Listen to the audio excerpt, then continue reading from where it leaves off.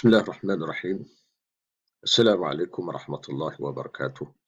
Alhamdulillah rabbil alamin. Wassalatu wassalamu ala asyrafil anbiya'i wal mursalin wa ala alihi wa sahbihi ajma'in. Amma ba'd.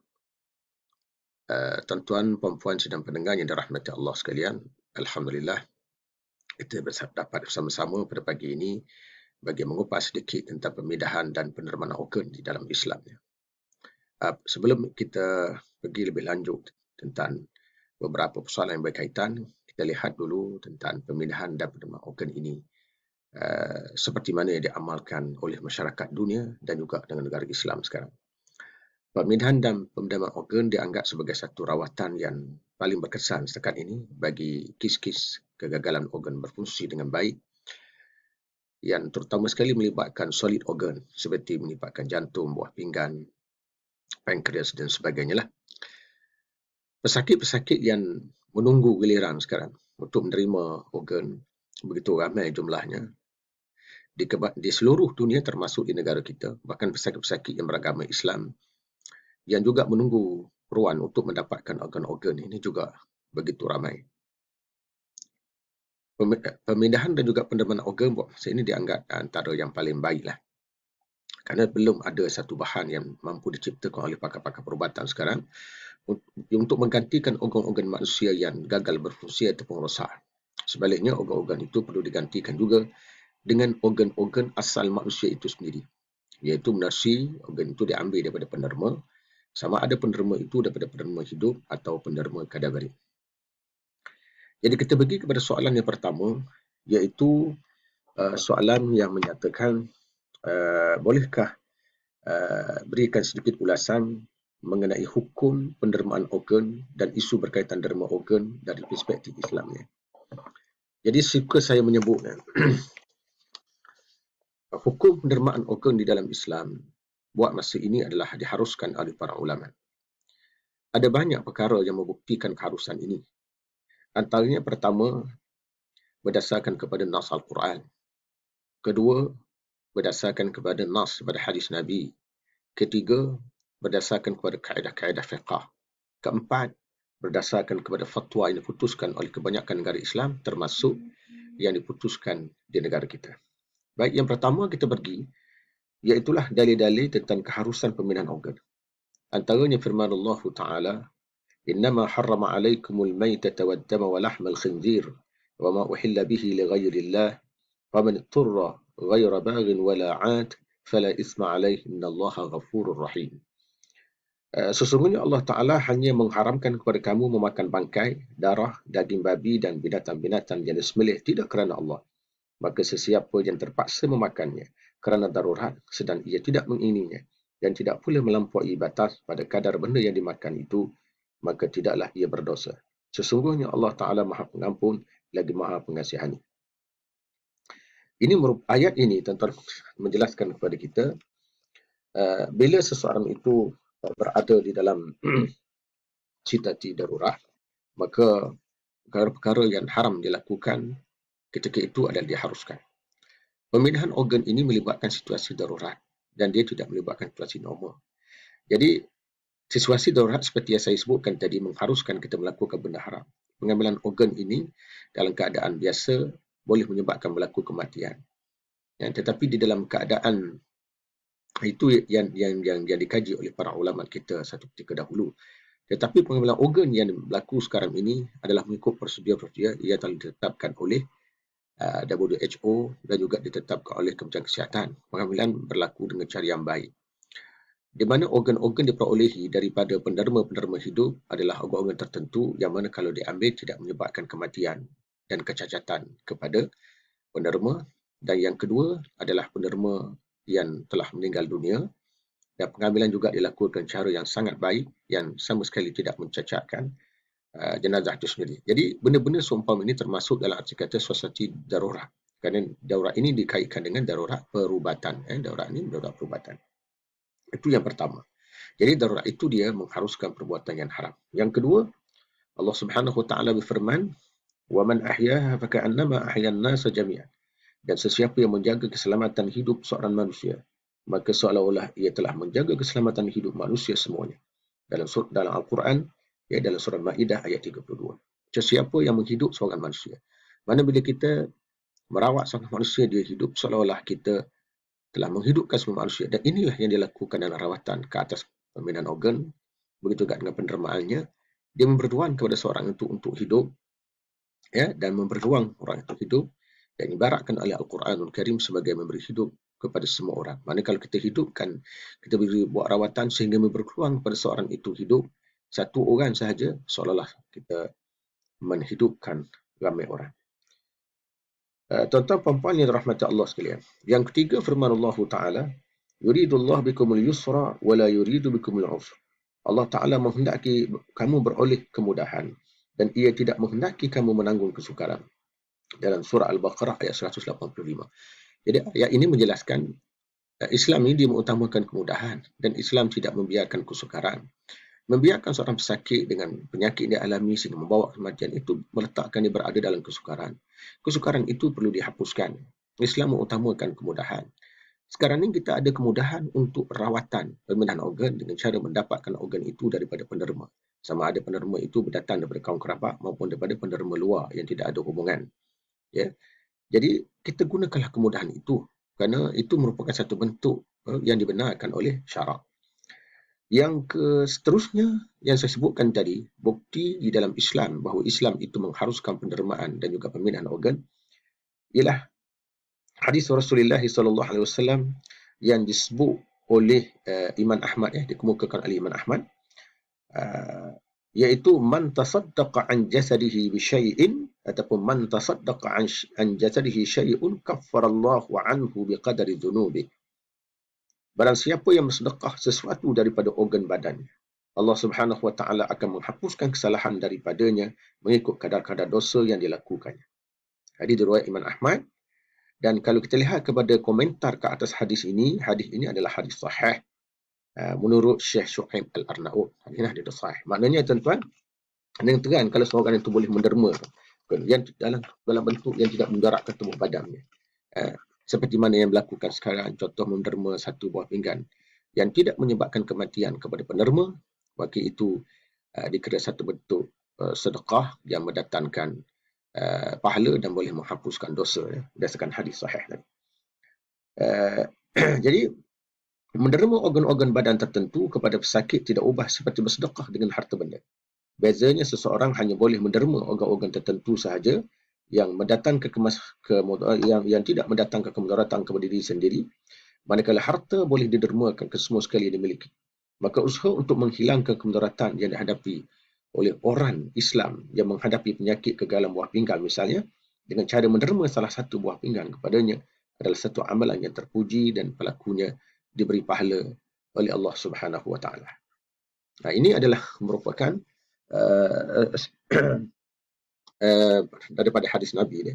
Kemudian di sana ada kaedah daripada kaedah-kaedah fiqh. Banyak kaedah berkaitan yang boleh dikaitkan dengan keharusan pemindahan organ, rawatan pemindahan organ ini. Antaranya ialah la darara wa la dirar. Tidak ada kemudaratan dan tidak boleh memudaratkan orang lain. Tidak ada kemudaratan dan tidak boleh memudaratkan orang lain. Jadi berdasarkan pada kaedah ini sebenarnya diambil daripada satu hadis diriwayatkan oleh Ibnu Majah.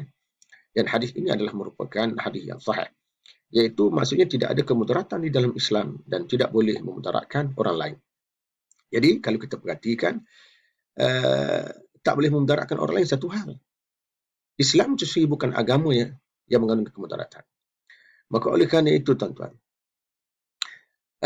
membiarkan seseorang pesakit itu merana disebabkan sakitnya adalah satu bentuk kemudaratan. Jadi kita tidak boleh membiarkan kemudaratan itu berterusan begitu. Kerana dalam Islam, kemudaratan boleh dipahami dalam dua bentuk. Satu, kemudaratan bermakna kita memudaratkan orang itu sendiri. Yang kedua, kemudaratan dalam bentuk kita membiarkan orang itu termudarat dan kita tidak berbuat apa-apa tindakan sehingga menyebabkan orang itu menjadi semakin parah dan akhirnya sampai ke tahap meninggal dunia. Jadi kalau itu yang berlaku, sidang pendengar yang dirahmati Allah sekalian, maka sudah tentu kita turut sama sebenarnya memberi saham ke arah memudaratkan lagi pesakit itu sendiri. Jadi dalam Islam dikata la darara wa la darhar. Kemudian seterusnya kaedah mengatakan ad-darurat tubihul mahzurat. Perkara yang darurat dia boleh mengharuskan perkara yang haram. Kan? Jadi maknanya rawatan ini adalah berbentuk darurat. Penggunaan organ itu pada asalnya dibahas oleh ulama, kita tak boleh ambil organ itu dalam keadaan sewenang-wenangnya. Penggunaan organ dalam keadaan biasa adalah haram. Tapi apabila melibatkan situasi darurat, maka kita boleh melakukan perkara haram itu untuk membendungkan kemudaratan yang lebih besar. Ya, membendung kemudaratan yang lebih besar. Itu dipanggil ad-darurat tubihu al-mahdurat. Kemudian seterusnya, ada kaedah fiqh menyatakan idza daqa al-amru ittasa'. Apabila perkara itu berada dalam kesempitan akan timbul keluasan. Artinya apabila seseorang itu ditimpa satu penyakit bahaya, maka pada masa itu timbul keluasan untuk dia berubat. Dibenarkan kerana dia berada dalam situasi darurat. Darurat apa? Iaitu darurat membabitkan dunia perubatan. Darurat ni kita kena faham bukan hanya berpada kepada makan, minum, tidak ada makanan, tidak ada minuman, tidak. Ya, bila mana seseorang itu berdepan dengan penyakit yang sangat berbahaya, maka bermakna dia berdepan dengan satu situasi darurat yang memerlukan segera dia merawat. Kerana Islam sangat-sangat menyukai seseorang itu mengambil rawatan bagi menyelamatkan nyawa. Sebab menyelamatkan nyawa itu adalah satu perkara yang dituntut di dalam Islam. Seterusnya, kalau kita perhatikan tuan-tuan puan-puan sekalian, kalau berdasarkan catatan saya ini, kita tengok juga. Ini merupakan kaedah fiqh. Tengok pula, kita tengok dari sudut fatwa ni. Fatwa pembinaan organ di Malaysia pun sudah ada. Dengan fatwa ini kita dapat faham bahawa pembinaan organ itu sesuatu yang diharuskan. Jadi hukum pembinaan organ telah diputuskan dalam Muzakarah Jawatankuasa Fatwa Kebangsaan pada 23 dan 24 Jun 1970 lagi ni. Pemindahan mata dan jantung, misal. Orang-orang yang telah mati pada orang-orang yang hidup adalah dibenarkan Islam dengan kebenaran pemiliknya dan pertimbangan-pertimbangan berikut hendaklah diambil kira.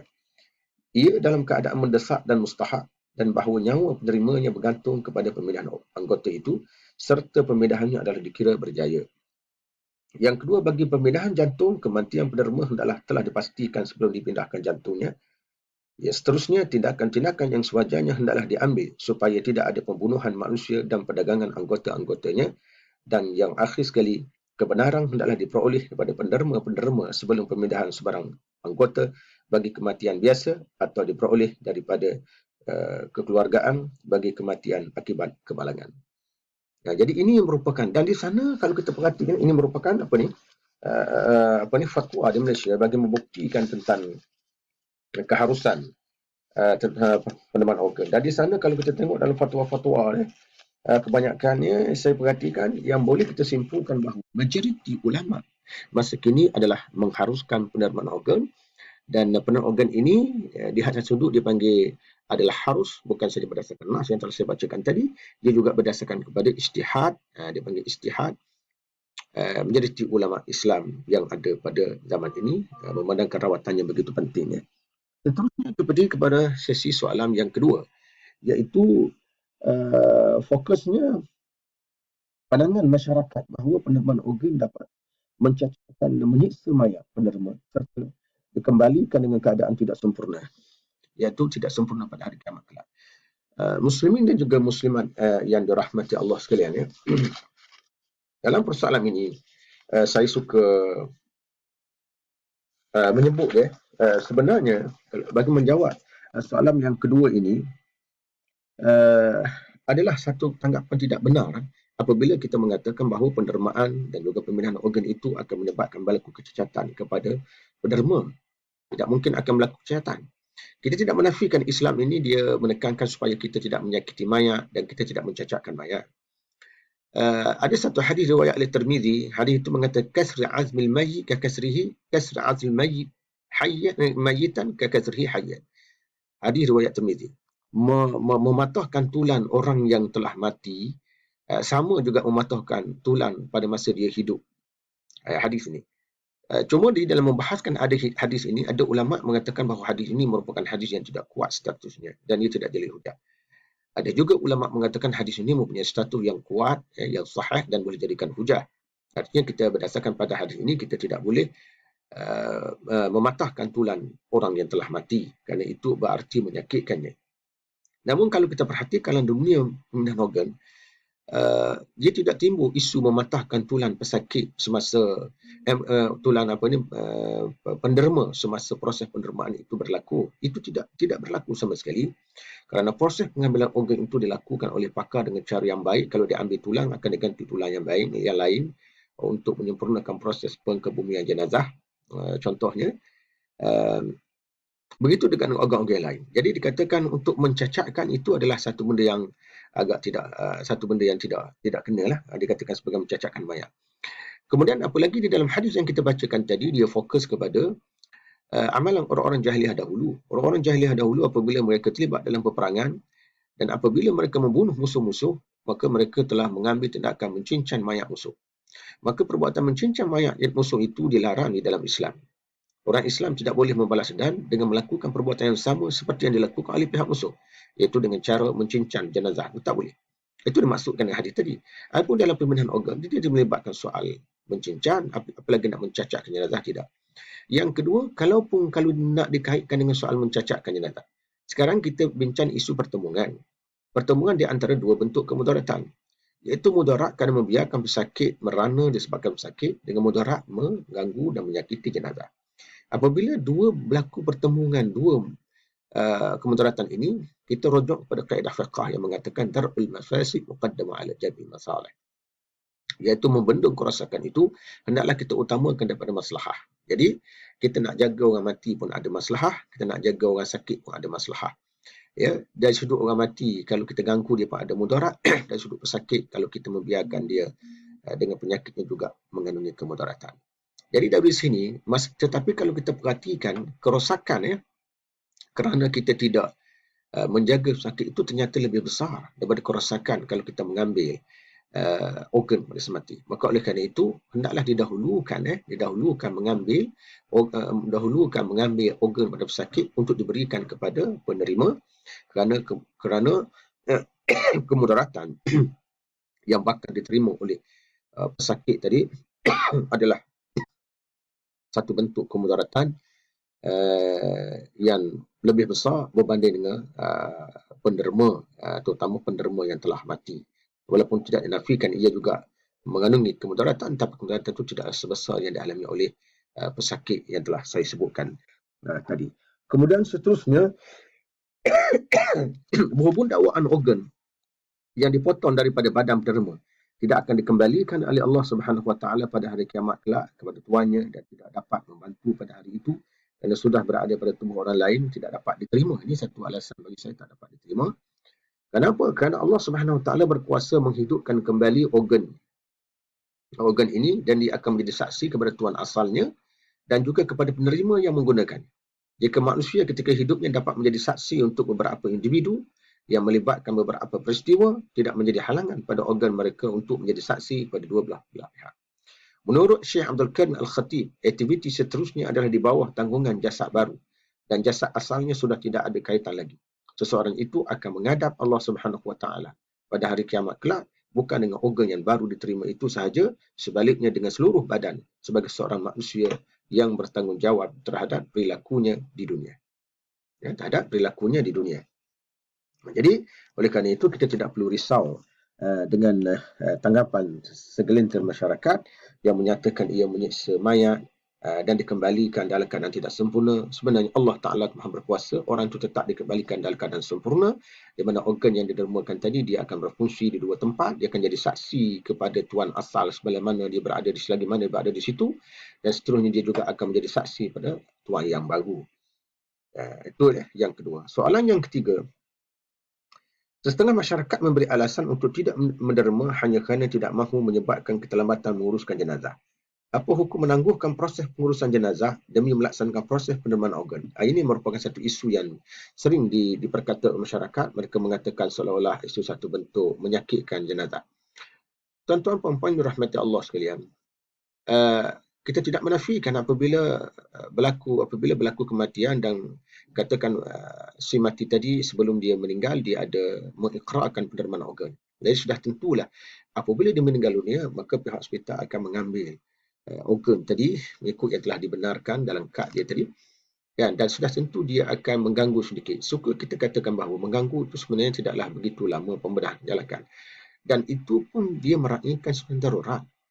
Meraihkan sunnah darurat sebab kita sekarang nak menyelamatkan orang yang sakit.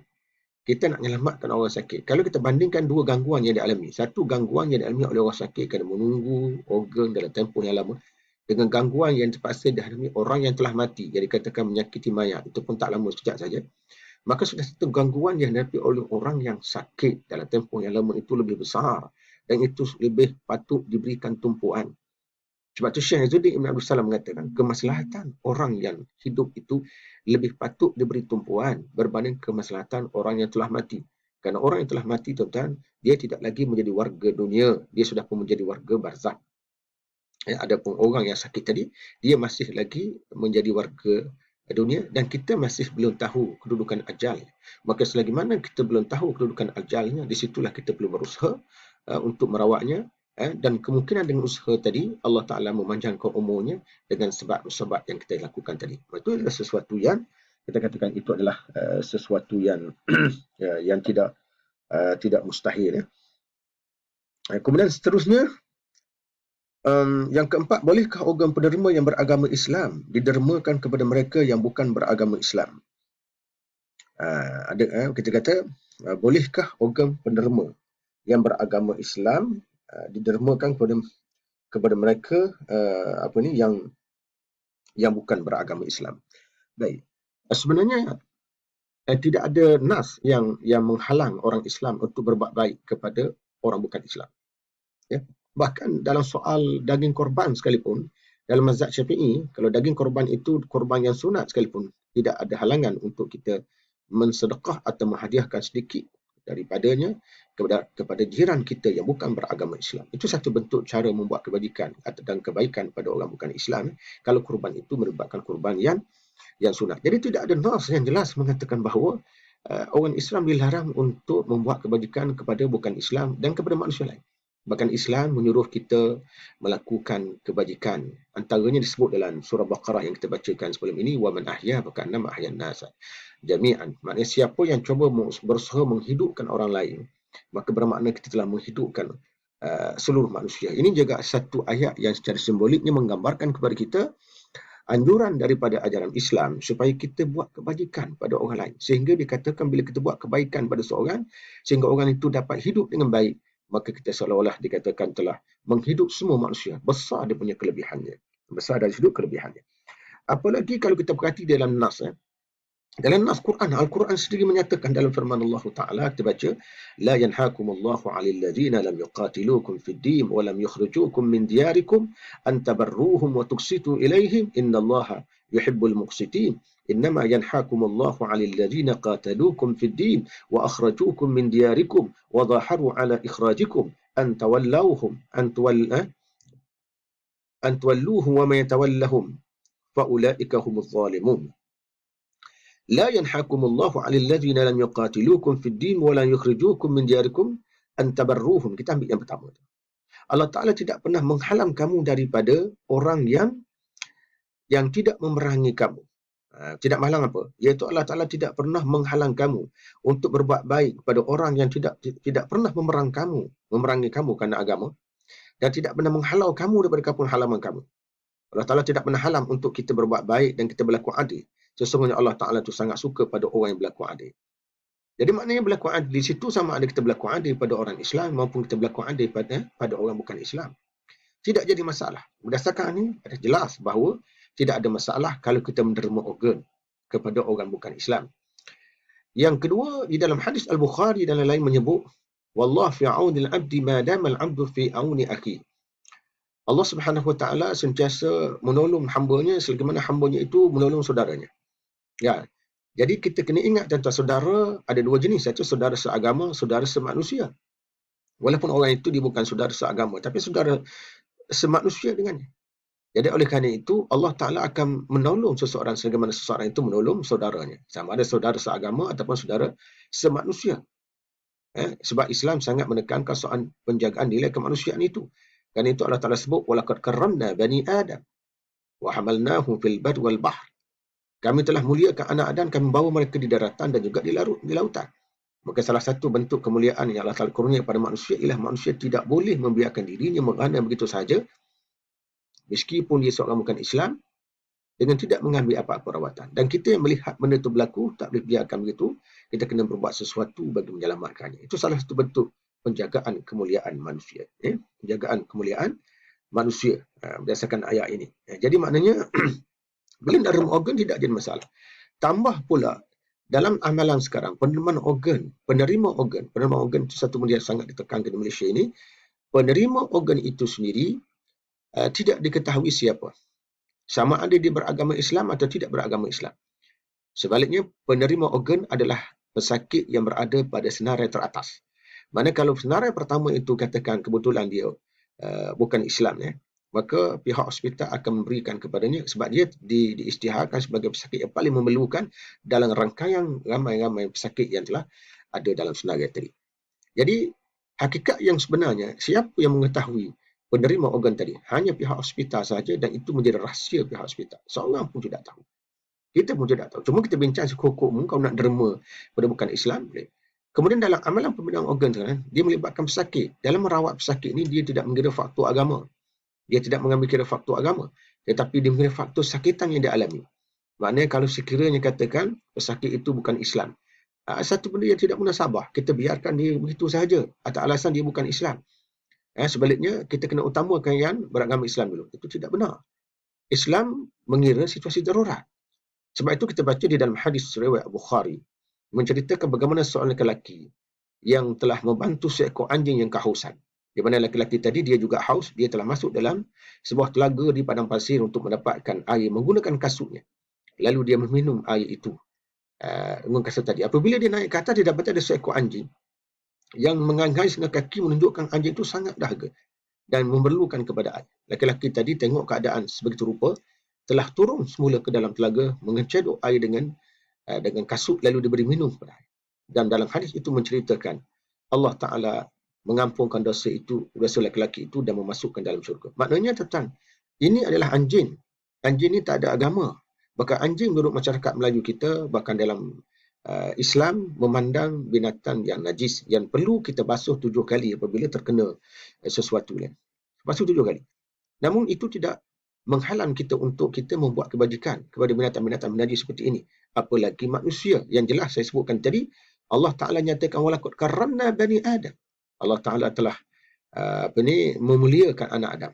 Jadi kita tidak boleh biarkan mereka menderita sama ada yang Islam maupun yang bukan Islam. Apalagi dalam soal rawatan yang diamalkan oleh dunia sekarang, termasuk dunia Islam, dia mengambil kira pesakit yang memerlukan, yang berada pada senarai yang teratas, berada pada senarai yang teratas.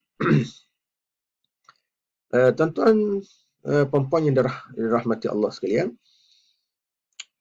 seterusnya, adakah penerima organ akan turut menanggung dosa yang dilakukan oleh penerima organ beliau? Maknanya bila berlaku penerimaan, tiba-tiba orang yang menerima organ tadi dia dapat hidup dengan baik, lalu dia melakukan kemaksiatan.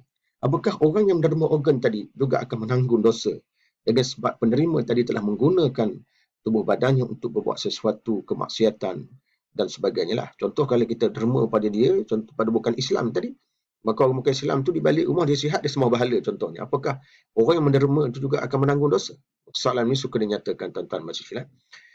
Islam mengatakan la taziru waziratun wizra ukhra. Seseorang itu dia tidak menanggung dosa yang dilakukan oleh orang lain.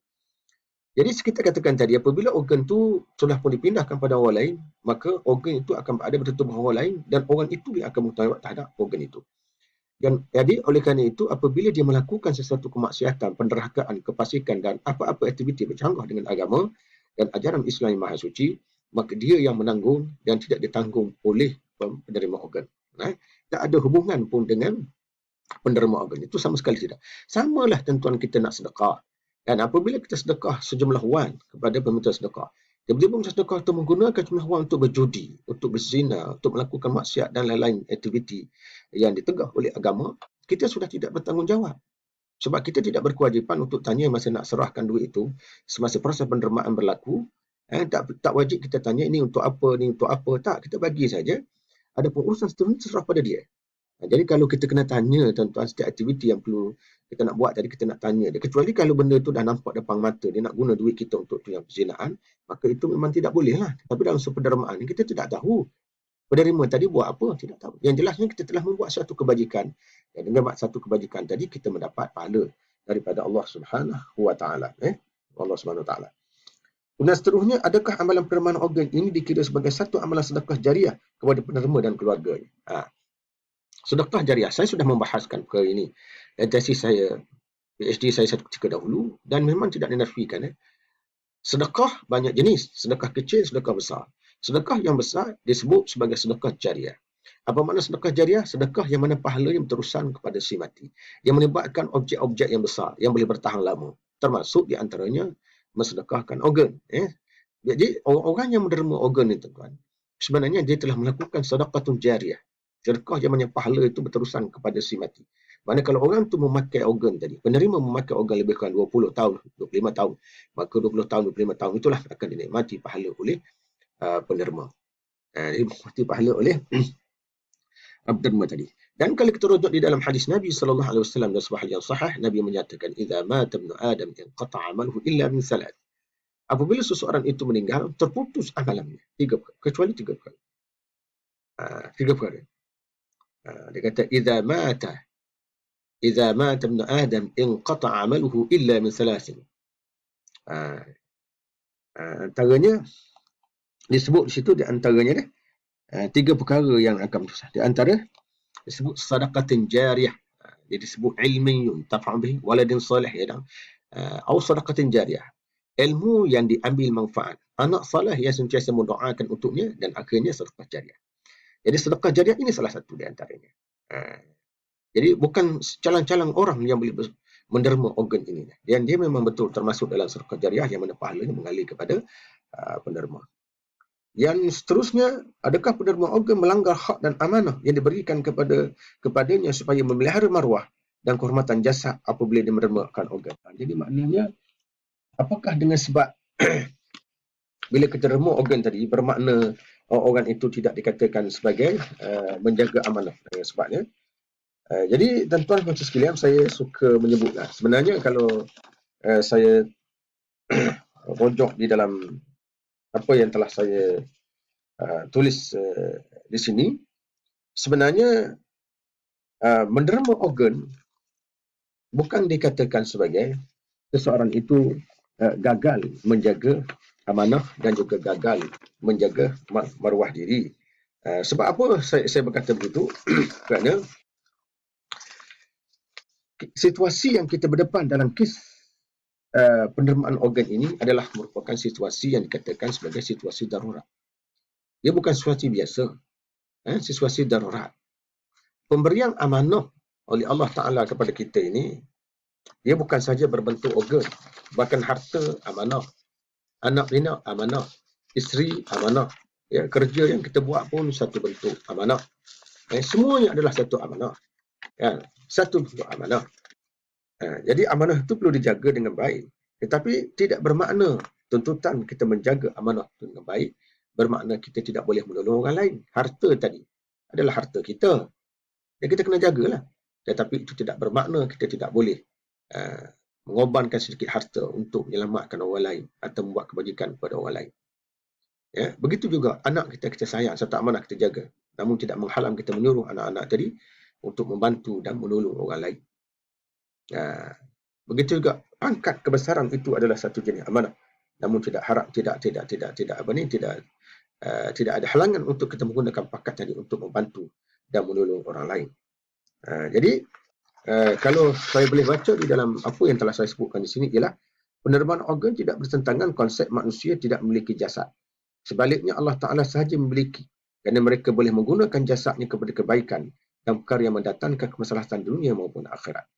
Menurut Syekh Athiyatus Saqar, ketidakharusan menggunakan organ dan jasad manusia kepada sesuatu yang bermanfaat tidak mempunyai dalil yang kuat yang boleh dipegang. Bukan sahaja jasad manusia milik Allah Subhanahu Wa Taala, malah alam, bumi, langit, bintang-bintang, malah segala sesuatu yang ada di alam ini adalah juga milik Allah Subhanahu Wa Taala. Manusia menggunakan makhluk-makhluk ini dalam batas-batas maslahah dan skop yang terhad sahaja.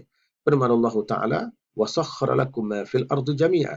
Tidakkah engkau melihat bahawa Allah telah memudahkan apa yang ada di bumi untuk kegunaan kamu? Harta adalah milik Allah dan bukan milik manusia.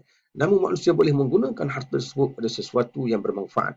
Cuma bezanya harta boleh didermakan ke semua sekali kepada golongan memerlukan. Sebaliknya organ manusia tidak boleh didermakan semua sekali, tetapi berdasarkan organ-organ tertentu yang diputuskan oleh para ulama sebagai boleh didermakan. Cuma ada daripada penderma yang hidup maupun dari penderma yang telah meninggal. Kemudian seterusnya soalan terakhir. Tuan-tuan puan-puan rahmati Allah sekalian, soalan terakhir. Kita tahu bahawa hukum penderma organ adalah harus. Bagaimanakah jika waris mengatakan bahawa mereka lebih memilih hukum sunat, iaitu mempercepatkan pengurusan jenazah berbanding dengan organ hukumnya harus? Apa pendapat dalam soal ini? Jadi kita tahu tadi dalam perbahasan kita bahawa majoriti ulama menghukumkan pendermaan organ itu adalah sesuatu yang harus menurut Islam. Ya, Islam. Kemudian satu perkara lagi tuan-tuan, kita merujuk kepada penjaga kepada pesakit. Di Malaysia, walaupun seseorang itu telah mengikrarkan pendermaan organ dan andai kata berlaku kematian kepada pengikrar tadi, biasa pihak hospital masih lagi berhubung dengan keluarga untuk mendapatkan kebenaran bagi mendapatkan organ. Walaupun pengikrar itu telah menyata dengan terang organ-organ yang boleh diambil pada dirinya setelah dia meninggal. Namun tuan-tuan majlis sekalian, pihak hospital masih dengan budi bicara dia masih minta pendapat daripada keluarga. Jadi di situ keluarga, kalau keluarga tu tidak membenarkan, biasa hospital tidak mengambil organ. Kalau keluarga dia menyetujui, biasa hospital kan. Sebenarnya kalau ikut kaedah Islam, kalau seseorang itu dah mempunyai kelayakan untuk membuat satu keputusan, dia sudah balik, berakal, waras dan sebagainya, lalu dia menyatakan dia nak derma organ. Maknanya apabila dia meninggal dunia, sudah kita boleh ambil. Dan tidak perlu dia minta kebenaran daripada keluarga si mati itu lebih dahulu. Sebab yang berkenaan telah boleh buat keputusan sendiri.